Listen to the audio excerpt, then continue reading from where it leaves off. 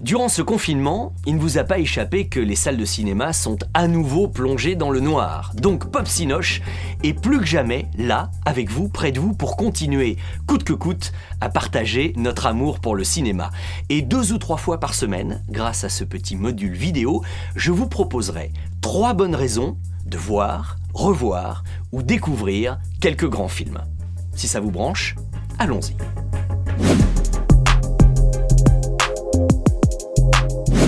Aujourd'hui, Pop Cinoche revient sur un film qui a fait beaucoup parler et qui a été un triomphe mondial, A Star is Born, et évidemment, comme toujours, pour 3 raisons. La première, c'est parce que c'est un film qu'on a eu de la chance de voir comme ça, tant il a eu de péripéties dans sa production.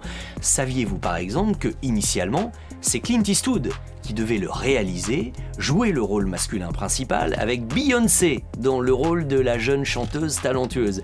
Et puis finalement, c'est devenu le film d'un homme. Et c'est la deuxième raison pour laquelle je voulais y revenir, c'était pour rendre à nouveau hommage à Bradley Cooper.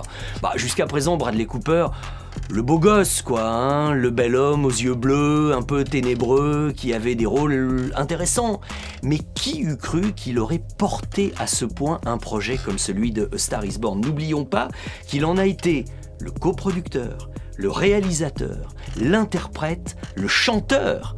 Et tout ça avec grand talent.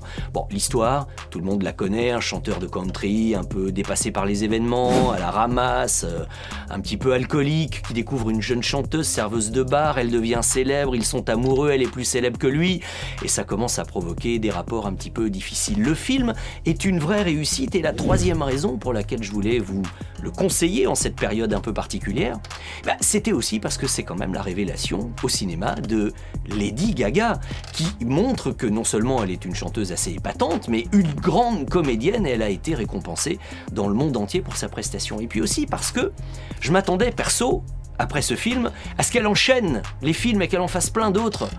Pour le moment, silence radio.